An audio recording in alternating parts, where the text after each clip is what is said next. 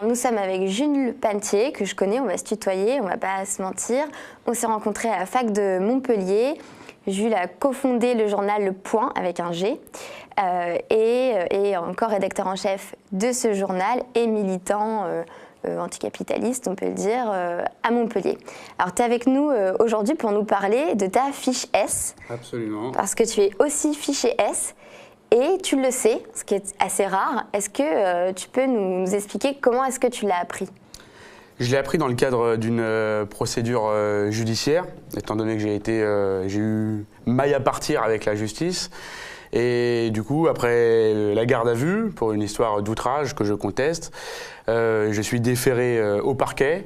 Et du coup, mon avocate me tend un papier et me dit « Regarde, ce document vient d'être versé dans le dossier. » Et du coup, c'était une belle fiche S. Donc je prends connaissance du document sur lequel il est écrit anarcho-autonome, anarcho-libertaire, individu dangereux, susceptible de commettre des actes violents sur tout le territoire national et à l'étranger, son déplacement à l'étranger est de nature à compromettre la sécurité nationale. Voilà. Donc c'est dans ce cadre-là que je l'ai appris, ce qui m'a évidemment beaucoup étonné, car j'ai aussi remarqué que sur cette même fiche, il était écrit « Ne pas attirer l'attention ». Donc quand on donne une fiche S à quelqu'un, ça attire forcément son attention. Alors on va rappeler ce qu'est une fiche S. S pour Sûreté de l'État. Les fiches S, il faut savoir qu'elles sont principalement émises par la DGSI, la Direction Générale de la Sécurité Intérieure, en vue de surveiller ceux qui pourraient donc commettre une infraction mais qui n'ont pas forcément commis d'infraction. Alors le but de cette fiche S, c'est de surveiller les mouvements islamistes, les radicalisés, et aussi d'autres individus, les écologistes, les zadistes. Il y a beaucoup de militants de Notre-Dame-des-Landes qui sont fichés S, les hooligans, les membres d'ultra-gauche, d'ultra-droite, des black blocs et du coup des militants qui organisent des manifestations. Parce que est-ce que tu peux un peu nous raconter ton parcours judiciaire un peu chaotique de militant de gauche ? Alors, bien sûr, et juste une précision sur la fiche S, c'est un sous-fichier, on va dire, du FPR, le fichier des personnes recherchées. Et juste pour avoir un petit chiffre, dans le fichier des personnes recherchées, on en comptait environ 200 000 de l'année 2006, environ 400 000 en 2010, et là on en compte maintenant près de plus de 600 000 en 2018. Donc on voit qu'en 12 ans, il y a eu un doublement de nombre de personnes qui sont dans ce fichier des personnes recherchées, alors que la population française, elle, n'a pas doublé. Donc on voit qu'il y a une massification du fichage des gens. Et la fiche S, petite anecdote qu'il est toujours bon de rappeler également, elle a été créée sous le régime de Vichy par les collaborateurs, les collaborationnistes Bousquet et Laval. Voilà d'où vient cette glorieuse fiche S, donc S pour Sûreté de l'État. Et du coup, elle est, je pense, effectivement, notamment due, on va dire, aux diverses condamnations judiciaires que j'ai eues et qui sont elles-mêmes, ces condamnations judiciaires, directement dues, on va dire, au rôle que j'ai pu jouer pendant les mouvements sociaux et on va dire spécialement contre la loi travail à Montpellier au printemps 2016. Du coup, pour revenir sur les condamnations judiciaires, il y en a eu une première pour menace de mort sur personne dépositaire de l'autorité publique, que j'ai toujours démenti. Voilà. Et qui m'a valu une condamnation à 2 mois de prison ferme avec mandat de dépôt. Avec mandat de dépôt, ça veut dire que j'ai concrètement été en prison. Ceux qui n'ont pas de mandat de dépôt, c'est par exemple ceux qui vont faire l'objet d'un bracelet électronique, etc. Donc j'avais pas de casier judiciaire vierge, je me retrouve en prison à Villeneuve-les-Maglones pour une accusation de menace de mort sur la base d'absolument aucune preuve matérielle. Juste des témoignages de policiers. Un témoignage de policier qui dit voilà, Monsieur Panetier, il m'a appelé, il m'a menacé de mort, c'est la vérité, je vous jure. Voilà, ça c'est la grande preuve judiciaire qui a été portée au dossier. Donc là, tu as fait 2 mois de prison ferme. Là, j'ai fait 2 mois de prison ferme à la prison de Villeneuve-les-Maglones. J'ai été beaucoup soutenu. Il y a des gens qui sont venus notamment faire des casserolades et qui ont tiré des feux d'artifice devant la prison. Et pour la petite anecdote, le chef de mon aile de prison m'a convoqué pour me dire faut que ça cesse ces conneries parce que sinon je vais mettre je vais mettre quelque chose dans ta cellule et tu verras, tu resteras plus longtemps. Voilà, petite anecdote dans la manière dont les choses se passent à l'intérieur des murs parfois. Donc ça c'est voilà. Ensuite j'ai été réinterpellé dans la rue, parce que la première fois j'avais été interpellé dans la rue. Même procédé, même histoire, on m'accuse d'outrage. Sur la base de policiers qui disent « on vous jure, Monsieur Panetier nous a insulté, c'est la vérité, on vous promet ». Donc voilà, rebelote, sauf que cette fois-ci je passe pas en procédure de comparution immédiate, mais j'ai un vrai procès si on peut dire, et du coup je suis condamné à 2 mois ferme de nouveau, mais sans mandat de dépôt, et c'est une décision à laquelle j'ai fait appel, donc pour l'instant j'attends l'appel et j'ai pas, la sentence n'a pas été appliquée. Voilà. Et par ailleurs, j'ai fait l'objet de diverses autres procédures. Alors ça va être des convocations au commissariat, toujours pareil, pour des outrages qui n'ont pas donné suite. Et puis il y en a une quand même qui est assez marrante, si on peut dire, c'est que la police m'a perquisitionné et m'a mis en garde à vue, ainsi que 2 autres camarades, parce qu'ils recherchaient un drapeau d'Alliance Police Nationale, syndicat policier, très proche de l'extrême droite, qui avait été dérobé lors d'une manifestation sociale. Donc voilà, ils n'ont pas trouvé les drapeaux, hein, et c'était une plainte du ministère de l'Intérieur. C'est risible, évidemment, c'est burlesque même. Alors, autre chose burlesque, c'est le fait que tu aies appris que tu es fiché S, puisque le but de la fiche S, c'est de ne pas savoir qu'on est fiché S, par principe. Et oui, c'est sûr, il y a un côté branquignol dans cette affaire, c'est clair. Édouard Philippe, le Premier ministre, il a lui-même dit à l'Assemblée l'intérêt des fiches S, elles n'ont de sens que si les personnes concernées ne savent pas qu'elles sont fichées S. Donc oui, il y a un côté absolument risible, on va dire, ridicule dans cette affaire. Sachant encore une fois, je rappelle que la mesure qui est censée être prise à mon encontre lorsqu'il y a un contrôle, lorsqu'un policier me voit, c'est ne pas attirer l'attention, sauf que je sais que je suis fiché S. C'est absolument ridicule. J'ai des témoignages de personnes que je connais qui ont été à l'aéroport et devant eux, la personne leur a dit « Enfin monsieur, vous savez très bien que quand on est fiché S comme vous, il faut venir 3 heures à l'avance. » Et des témoignages comme ça, il y en a beaucoup. Il y en a beaucoup. Donc il y a un côté évidemment ridicule.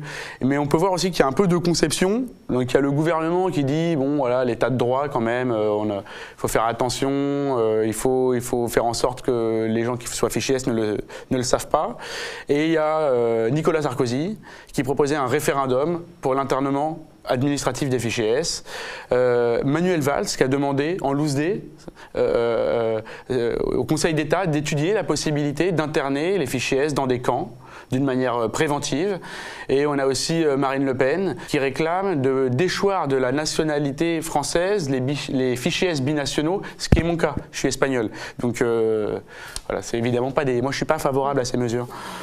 On imagine, et on rappelle qu'on peut tout à fait être fiché S sans faire l'objet d'aucune infraction. Toi, tu as décidé du coup de contester ta fiche S. Alors là, c'est un petit peu technique. Est-ce que tu peux nous expliquer comment on fait, une fois qu'on sait qu'on est fiché S, pour le contester ? Alors, une fois qu'on est... Déjà, il faut le savoir. Voilà, effectivement, c'est le premier point, il faut le savoir.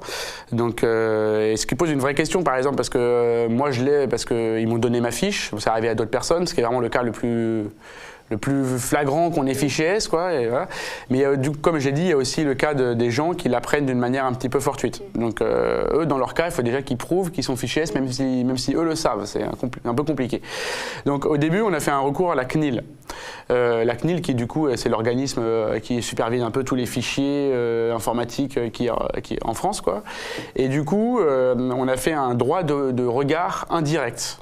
Parce qu'on ne pouvait pas faire un droit de regard direct parce que c'est des fichiers qui intéressent la sûreté nationale. Donc on a demandé à ce que quelqu'un les consulte pour nous et qu'ensuite ils nous disent ce qu'il en était. Donc ils ont refusé. Voilà, ils ont dit qu'au vu de la nature des fichiers, ils ne peuvent pas nous communiquer les documents. Donc, mais qu'il y a des voies de recours possibles. Et ils nous ont renvoyé du coup à la fois au Conseil d'État qui s'occupe des fichiers nationaux, c'est-à-dire la sûreté nationale, et à la fois au tribunal administratif de Paris qui lui s'occupe des fichiers territoriaux. Ça va être les fiches des renseignements généraux, enfin qui s'appelaient plus comme ça maintenant, mais on a compris, dans les régions. Donc on a joué sur les 2 tableaux, on a fait à la fois un recours au Conseil d'État, à la fois un recours au tribunal administratif de Paris, et du coup, C'est le Conseil d'État qui, pour l'instant, nous a répondu, on va dire, le plus rapidement. Et j'ai du coup été reçu hier en audience en Conseil d'État en section du contentieux. Le 10 décembre, du coup. Tu es reçu par le Conseil d'État. Alors là, est-ce que tu peux nous raconter quand même comment ça se passe? Parce que c'est un bâtiment en face de Louvre. Pour ceux qui connaissent, comment est-ce qu'on est reçu au Conseil d'État quand on est fiché S? Bah déjà, c'est sympa comme visite de patrimoine. Moi, je viens pas souvent à Paris. Rentrer dans un Conseil d'État, ça fait tout drôle, hein. Vous rentrez dans un palais, toutes les portes s'ouvrent, c'est plutôt sympathique. Voilà. Une ambiance très cordiale, des gens très très gentils. C'est sûr que ça change un peu, on va dire, de l'univers comparution immédiate, prison et les policiers de Montpellier qui me connaissent, on va dire. Là, ils sont un peu plus sympathiques. Bah, vous êtes reçus dans une salle, il y a environ une douzaine de personnes dans la salle. Il y a la CNIL sur le côté qui ne dit rien. Qui ne peut rien dire, qui est dans son rôle de dire sûreté nationale. À côté, il y a le ministre de l'Intérieur, il y a un représentant du ministère de l'Intérieur, c'est pas tout à fait la même chose, qui est également présent. Et devant vous, il y a des gens, je connais pas exactement leur fonction, je suis pas un expert dans le juridique, et du coup qui un peu rappelle l'affaire, qui rappelle notamment du coup ce que je réclame, à savoir le fait de supprimer cette fiche S au motif que je ne suis pas violent, que je n'ai été absolument jamais condamné pour des faits de violence, que je ne suis pas un terroriste, je suis un militant du mouvement social, et voilà, il rappelle l'affaire et il me pose des questions sur le journal que je tiens, il me pose des questions sur mes activités militantes, il me pose quelques questions inutiles, anodines, à mon sens, dans le sens où ils savent déjà tout. C'est pas une grande surprise pour le Conseil d'État que oui, je participe aux manifestations à Montpellier, qu'elles se coupent. Donc voilà, ils m'ont aussi posé une question que je trouve un peu étrange. Ils m'ont dit, bon, vous nous dites que vous n'êtes pas violent, certes, mais est-ce que vous traînez, est-ce que vous côtoyez des personnes violentes? Qu'est-ce que ça veut dire? Dans une manifestation, il y a tout, hein. En ce moment, on voit bien avec l'actualité des Gilets jaunes. T'es toi-même journaliste. Attention, très violente. Si je suis persuadé qu'on peut trouver des photos de toi à côté de casseurs, est-ce que peut-être que tu es fiché S, peut-être que tu côtoies des personnes violentes. Il y a un peu un côté ridicule. Et puis si on voulait faire un trait d'humour, s'il y en a bien qui côtoient des personnes violentes toute la journée, c'est bien les juges et les magistrats. Alors est-ce qu'il faut les ficher S? Je sais pas, la question se pose dans leur propre logique. Donc voilà un peu. Mais bon, en tout cas, c'est une ambiance cordiale. Mais ensuite, le délibéré, je ne l'ai pas encore, donc voilà. Alors, qu'est-ce qu'ils t'ont dit avec ton avocate? Est-ce que tu sais quand est-ce que tu vas avoir le délibéré, les autres procédures à suivre? Parce qu'on imagine qu'ils ne vont pas t'enlever comme ça ta fiche S. Bah, c'est un peu la grande surprise. Le délibéré, je ne sais pas quand il va tomber. Je l'attends évidemment avec impatience. Ensuite, bon, évidemment, on aimerait bien avoir la suppression de la fiche S et on aimerait bien au moins qu'ils rectifient le caractère violent. Ils ont eux-mêmes insisté sur le fait que, on a discuté du fait que voilà, j'animais des conférences, je tenais un journal, j'écrivais des papiers, c'est pas une activité ultra violente. Donc moi je demande au minimum à ce qu'ils rectifient la fiche S pour enlever le caractère violent. Ce qui ensuite me permettrait éventuellement de contester le fichage. Qu'est-ce qu'un fichage d'une personne qui n'est pas violente? Enfin voilà, il y a un côté un petit peu, encore une fois, burlesque. Donc voilà, nous, c'est notre réclamation, c'est celle-là, suppression de la fiche S. Et du coup, c'est aussi un appel lancé à tous ceux qui sont fichés S et qui le savent. Si vous nous écoutez. Enfin, tous ceux qui sont fichés S et qui le savent, qu'on s'entende. Ceux du mouvement social en priorité. Oui. Voilà, j'ai pas d'affinité particulière avec les fichés S.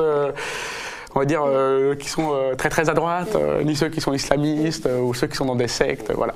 Mais en tout cas, ceux qui participent au mouvement social et qui sont fichés S, des voies de recours sont possibles. Alors, il ne s'agit pas de se dire que ça se joue par le légalisme des institutions, mais il s'agit plutôt de dire comment on fait collectivement, quel rapport de force on peut poser politiquement, etc. Parce que ça isole quand même, c'est du fichage qui isole. C'est très compliqué d'avoir une action collective vis-à-vis de ça.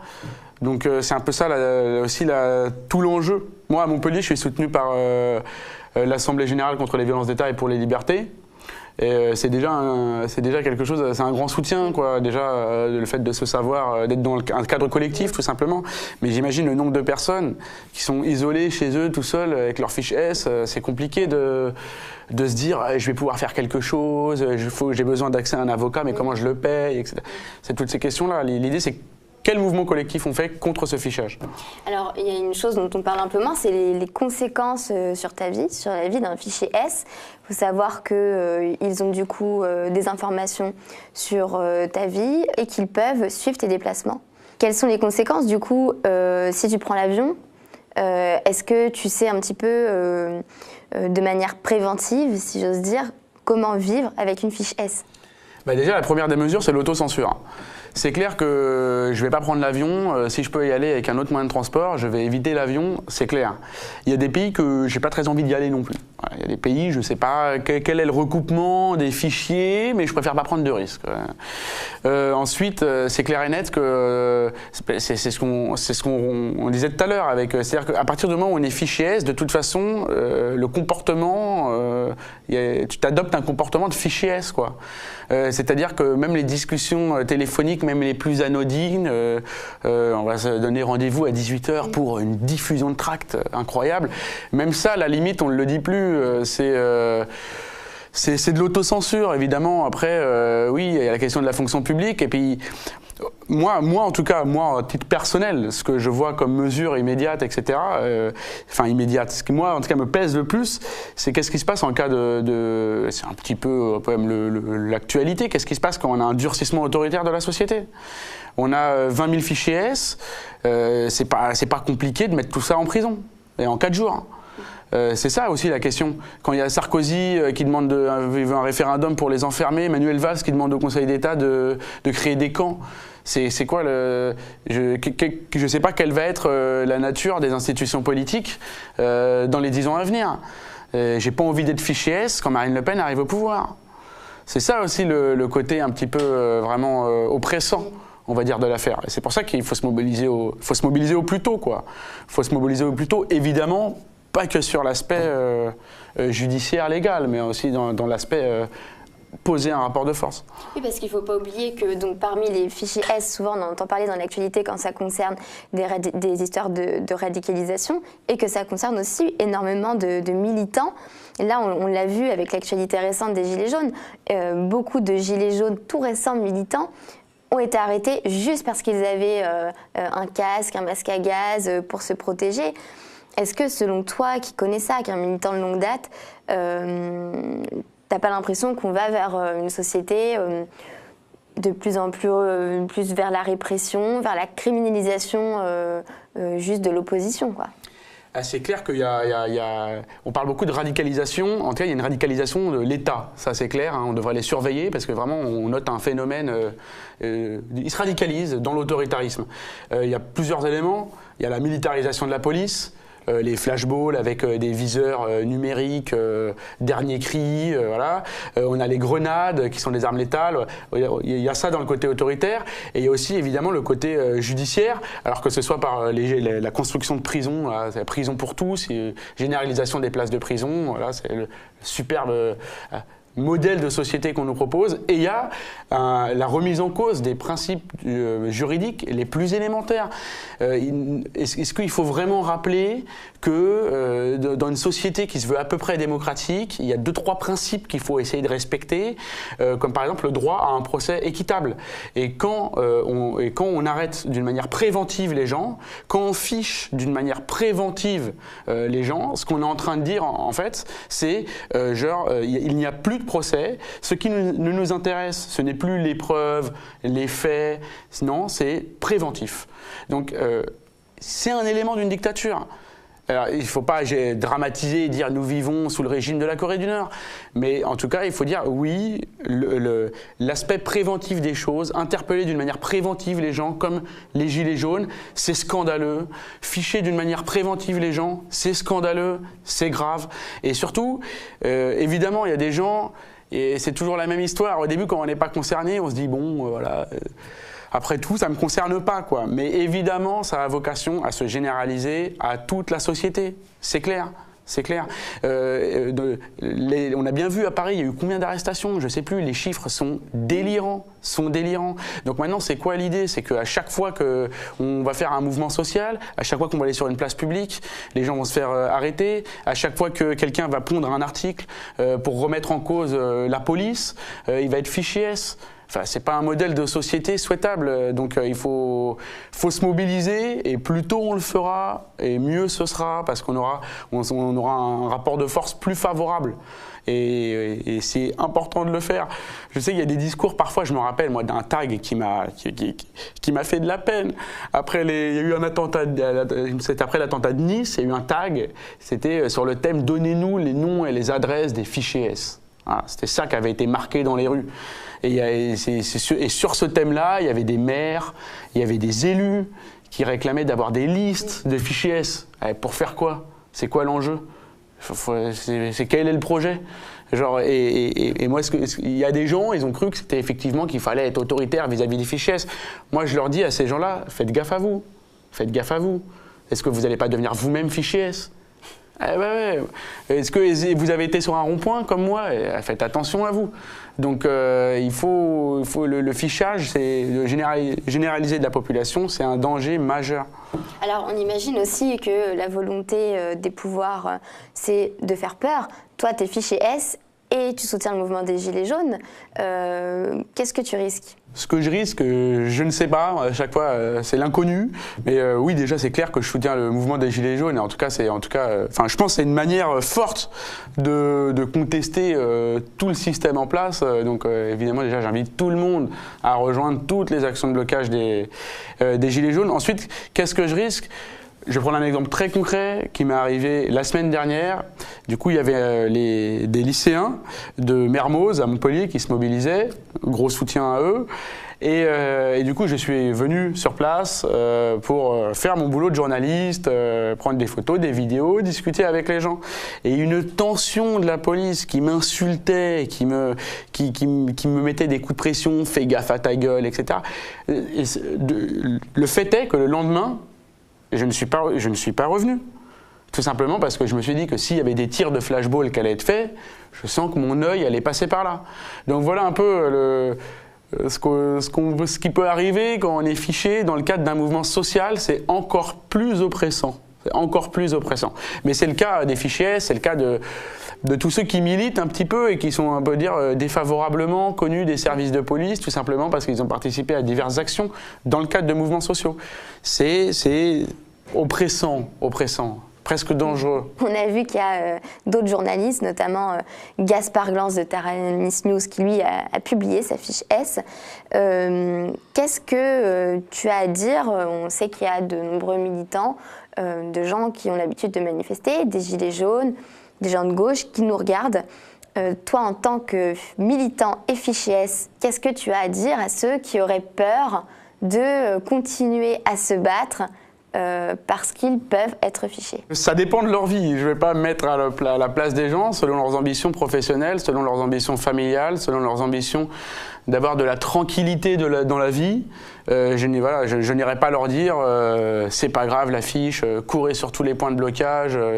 Voilà, ça dépend de l'envie des gens. C'est clair que si l'ambition c'est d'avoir un poste dans l'éducation nationale, le fichage va être problématique. Mais alors là, il faut rappeler, on n'en a pas encore parlé, que depuis janvier 2015, la liste des fichiers S dans l'éducation est fournie au rectorat en vue d'une exclusion définitive. Donc, c'est-à-dire que concrètement, tu ne peux pas devenir prof. Exactement.